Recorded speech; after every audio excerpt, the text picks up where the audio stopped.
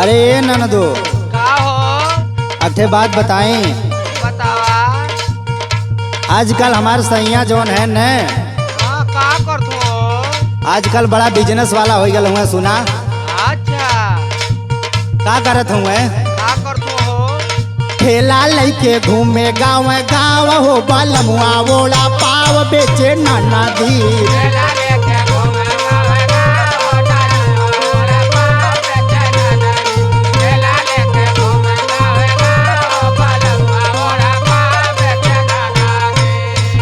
रे मोचिया पाती हले राहे ताव हो बालमुआ वोड़ा पाव बेचे नाना दी।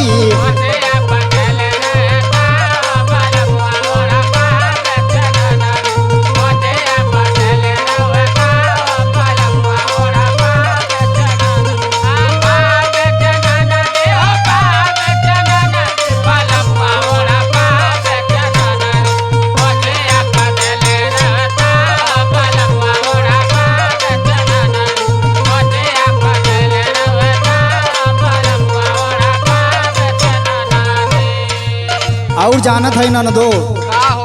और का करे ले का बनावे ले का बनावे ले? चाउमीन बर्गर बनावे ले पिज्जा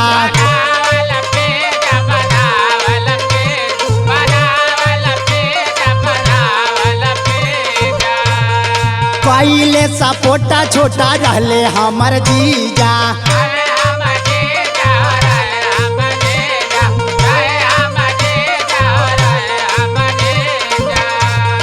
चाउमीन बर्गर बनावे ले पिज्जा पहले सपोटा छोटा रहले हमर जीजा। का बात है? अरे बढ़ी गईल हमरो बाबा भाव हो बालमुआ वोड़ा पाव बेचे नाना दी।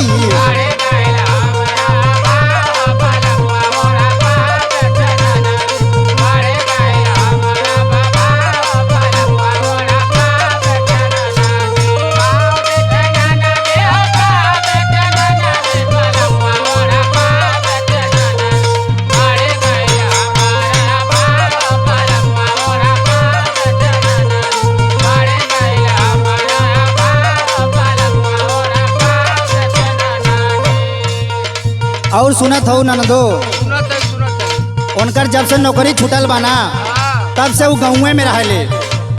सुना बतावा। नौकरी छूटाला जब से आई ले देहात में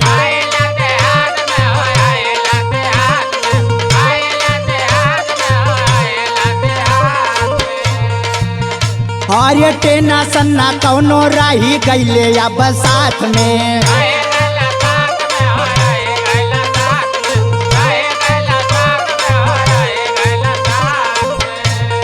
नौकरी छूटाला जब से आई ले देहात में टेंशन न रही गईले हमरे अब साथ में। का बात है? अरे चालत बा बाजारिया में नाव हो बालमुआ वोड़ा पाव बेचे नाना दी।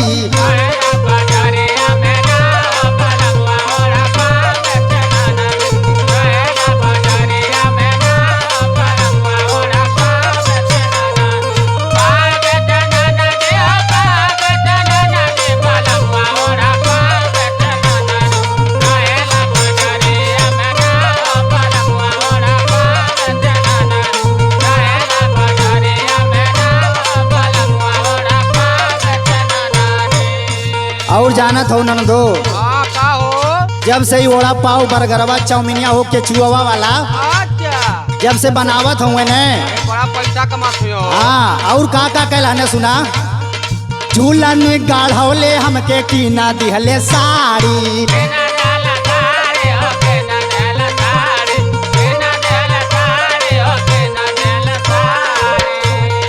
कायटी का पटके सोनम लाई लिहली गाड़ी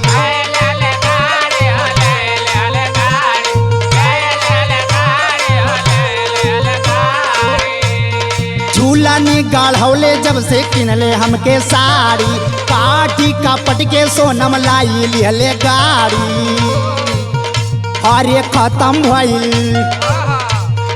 खत्म भइल भोला के तनाव हो बलमुआ ओला पाव बेचे नदी। का